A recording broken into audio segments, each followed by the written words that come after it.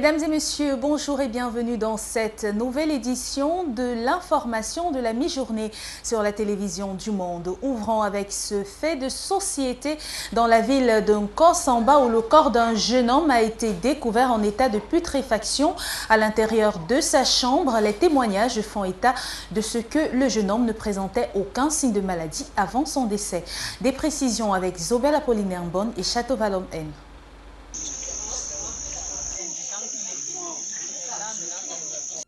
Les populations du bloc 10 au quartier Soso dans l'arrondissement de Nkosamba 2e ne se remettront pas des sitôt de l'horreur qu'elles ont vécue en fin de matinée du 25 septembre dernier. Le corps sans vie de leur voisin Asto Peter Koum en état de décomposition avancée, découvert dans sa chambre derrière le lycée technique B de Nkosamba. A été parvenu après la réunion dont nous avons fait à la mairie. Monsieur le sous-préfet et les chefs de bloc et les chefs de quartier. Dès mon arrivée à domicile, j'ai trouvé la famille de ce défunt qui m'ont informé qu'il y a une odeur qui dégage aux alentours de la maison. Bref, je me suis quitté avec mon chef de bloc 10, aller sur l'endroit. Constatant qu'il y avait tellement l'odeur, j'ai téléphoné à monsieur le sous-préfet, à monsieur le commandant, auquel monsieur le sous-préfet m'a dit de m'approcher à côté du commandant. D'après ses voisins qui disent l'avoir aperçu pour la dernière fois le week-end dernier, celui-ci ne présentait aucun signe apparent de maladie. Lundi donc, la voisine locataire qui habite à Yaoundé étant une étudiante de Beaux-Arts rentre donc de 5 heures. Elle fait le constat selon lequel il y a une odeur nauséabonde qui dégage dans la cité. Bon, elle ne m'attire pas l'attention quand même. Et il y a aussi un autre truc, puisque la cité a 3 chambres. Elle attire l'attention plutôt de son cochambrier en disant que tu humes l'odeur qui dégage à travers la cité. Il dit que non, je n'hume pas. Et c'est un élève du lycée technique B, son cochambrier. Il s'en va donc au lycée, il rentre et d'une façon prompte, quand il rentre, il court vers moi. Il dit William, il y a une odeur qui dégage dans la cité. Je dis mais qu'est-ce qui dégage? J'arrive donc ça. Voisine fait un résumé de ce qu'elle a vécu depuis 5 heures qu'elle est arrivée. Et moi-même directement, je commence à allumer l'odeur. La sœur du défunt, professeur au lycée technique de Nkosamba, ce qui il s'est rendu dimanche dernier, affirme aussi que son frère n'était pas souffrant. Elle révèle par contre qu'il avait souvent été victime d'un palu qui l'a mené quelquefois à convulser. Il était à la maison dimanche soir. Donc chez vous? Oui, chez moi. C'était la dernière fois que je lui ai vu. Est-ce qu'il présentait des signes de maladie? Non. Il était malade, mais c'est pendant peut-être 2 ans maintenant que je n'ai plus encore constaté ça. Il souffrait de quoi? Il avait je ne sais pas comment expliquer, le fort palu. Parce que quand ça l'arrête, il reste même pendant un jour sans se parler. Les éléments de la brigade de Nkosamba, ceux du centre secours des sapeurs-pompiers et un médecin de l'hôpital régional sont descendus sur les lieux. Une enquête a été ouverte pour déterminer les causes réelles de cette mort. Asto Peter Koum avait quitté la région du Nord-Ouest en fin d'année 2018 pour s'installer en Nkosamba, fuyant la crise qui sévissait dans cette partie du pays. Favorable à la convocation du grand dialogue national inclusif, la société civile fait ses propositions à l'Ouest. C'était au cours d'un point de presse dans la ville de Bafoussam. La Ligue des droits et de la liberté a tenu à apporter sa contribution à la grande concertation annoncée du côté de Yaoundé. Reportage Yves Sanjo, Herbert Kwamon. Bien que les acteurs de la société civile se disent marginalisés par rapport au grand dialogue national inclusif convoqué par le chef de l'État et qui se tiendra du 30 septembre au 4 octobre 2019 à Yaoundé, la Ligue des droits, des libertés n'est pas restée insensible à cette annonce. Si les participants ne sont pas le nombre n'est pas égalitaire, il y aura un problème. Donc nous avons proposé les prises de décision par consensus et non par voie de vote. Nous avons également proposé que le débat soit présidé par un collège de présidents, à savoir le Premier ministre comme modérateur général et 2 vice-présidents et une équipe de rapportage composée de 10 personnes. Face aux hommes de médias exerçant dans la région de l'ouest du Cameroun, elle a tenu à apporter sa contribution en faisant des propositions et suggestions pour le plein succès de ces assises de très haut niveau et qui pourraient marquer un tournant dans l'histoire du pays. Nous avons dégagé 3 centres d'intérêt pour le débat. D'abord, la forme de l'État, entendue comme mode de gestion stratégique de l'État, parce qu'il ne faut pas confondre la forme républicaine de l'État. Il s'agit de voir entre la décentralisation et le fédéralisme, quel est le mode de gestion stratégique de l'État qui convient, n'est-ce pas, compte tenu de la situation actuelle. La deuxième chose, c'est que nous avons proposé le mode de dévolution du pouvoir, à savoir la révision du code électoral. Parce que tous les problèmes que nous trouvons aujourd'hui, notamment la crise post-électorale, tournent autour de ce code électoral. Pour cette organisation de la société civile, le grand dialogue national devrait être franc, sincère, démocratique pour un retour définitif de la paix dans les régions du nord-ouest et du sud-ouest du Cameroun afin que nos frères de ces régions tournent cette page douloureuse et retrouvent une vie normale. Que 2 jours seulement et le Cameroun vivra un nouveau tournant de son histoire à travers le grand dialogue national inclusif annoncé par son Excellence le président Paul Biya. Les Camerounais s'expriment sur cet événement d'envergure au micro de Jean-Oscar Libok et de Mohamed Essoumbadou.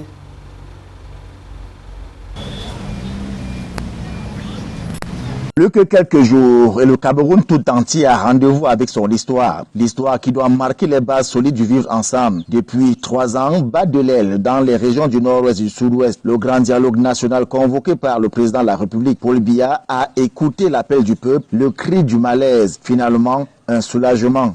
J'attends que les Camerounais se réunissent une fois de plus pour bâtir un pays fort.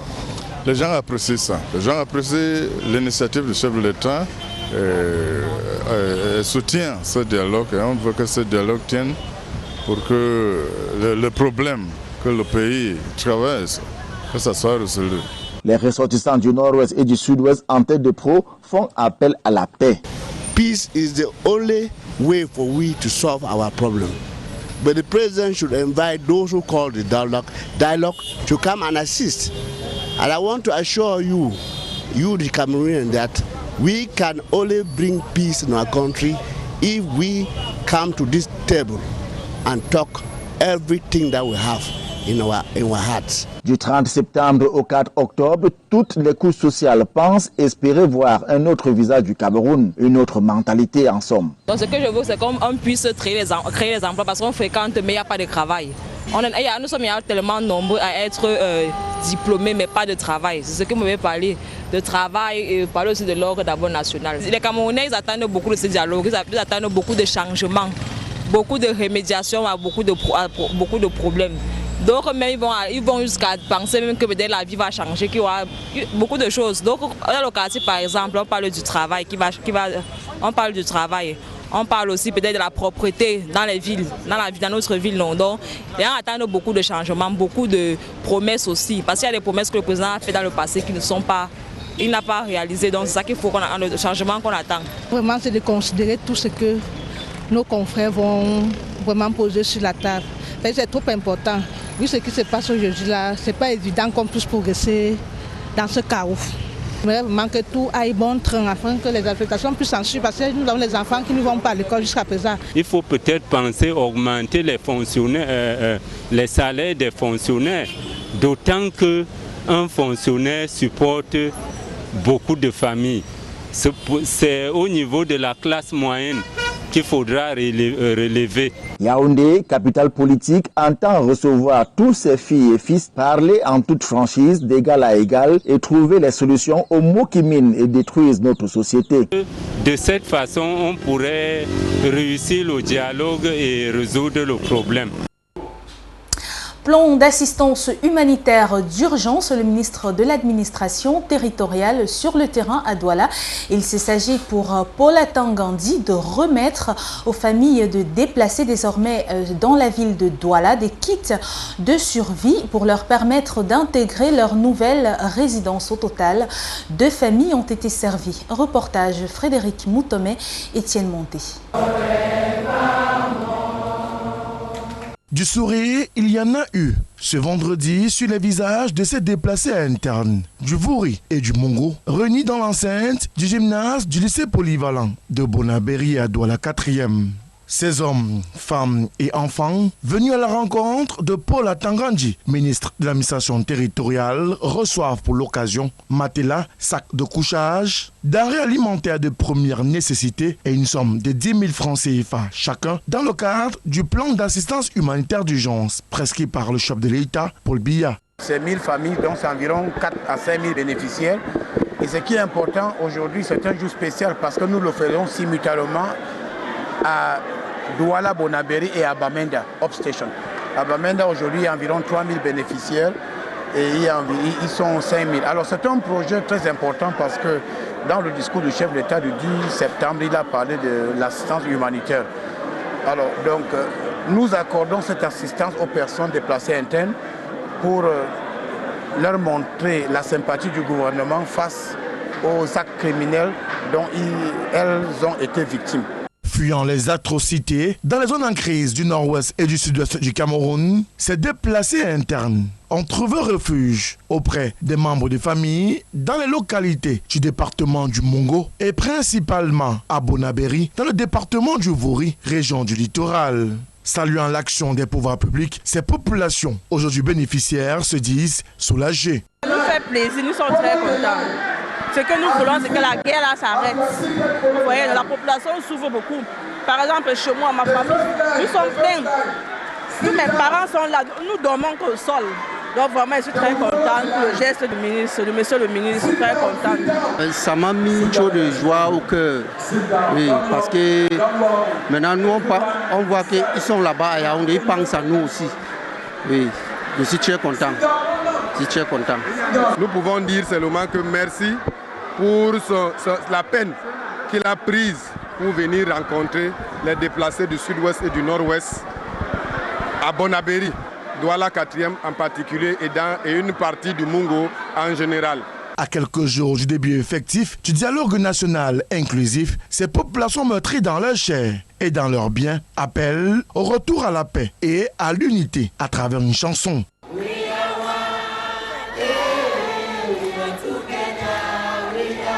Pour Paul Tangandi, ministre de l'administration territoriale, les pouvoirs publics n'entendent pas s'arrêter en si bon chemin. Et il faut comprendre que nous sommes à la première phase, c'est la distribution de l'aide humanitaire. Et le chef d'État réfléchit déjà sur la deuxième phase, c'est le développement.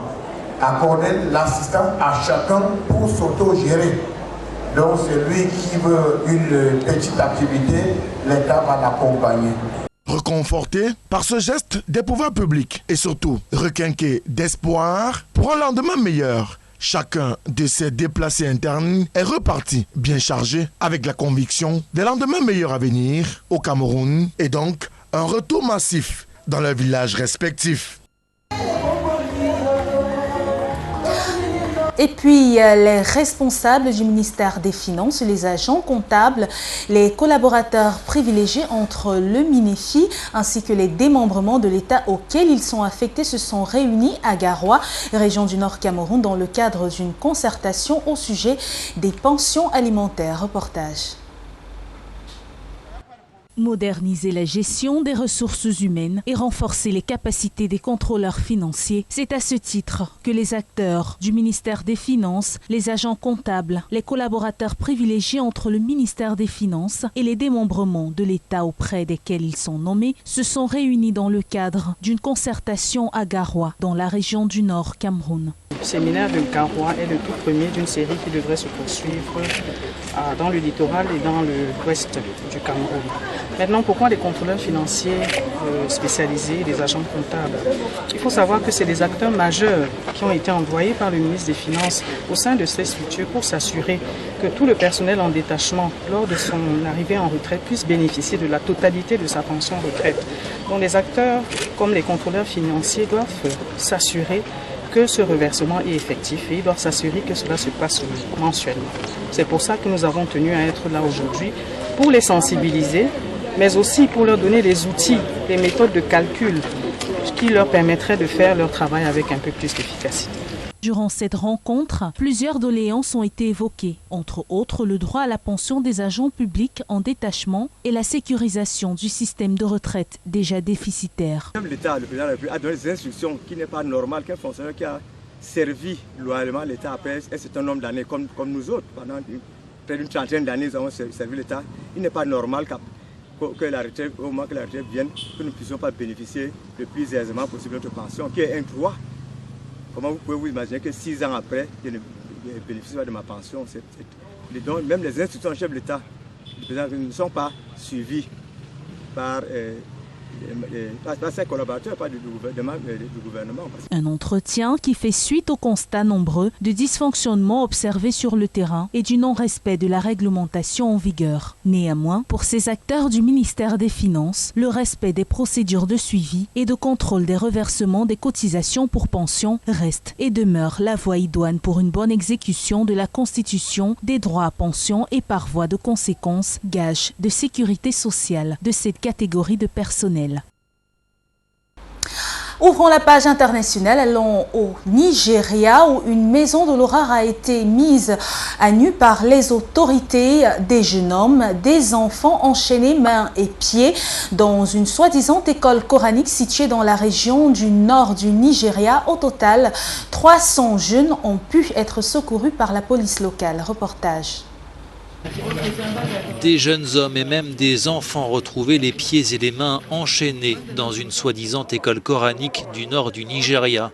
Plus de 300 jeunes ont été secourus par la police, torturés, maltraités, hébergés dans des conditions inhumaines dans ce que les médias locaux surnomment déjà la maison de l'horreur. Cet endroit n'est ni un centre de rééducation ni une école islamique. Vous pouvez le voir par vous-même, il y a des enfants dont certains ont été amenés des pays voisins comme le Burkina Faso, le Mali, le Ghana et les autres. Certains ont été enchaînés, ils ont été utilisés, déshumanisés.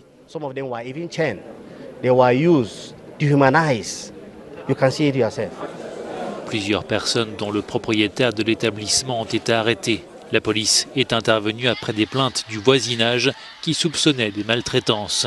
Ouverte il y a 10 ans, cette école coranique a pris davantage les allures d'une maison de correction clandestine. Tour de vis sécuritaire en Égypte, un dispositif policier a été déployé pour contrer l'appel à la mobilisation hostile au maréchal Al-Sisi. Reportage nos confrères d'Euronews. En Égypte, les avenues désertes et l'imposant dispositif policier ont illustré le tour de vis sécuritaire observé au Caire.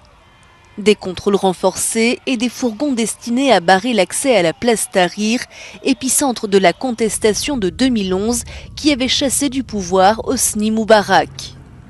La semaine dernière, la contestation contre le président Abdel Fattah al-Sisi avait donné lieu à au moins plusieurs centaines d'arrestations d'après des ONG.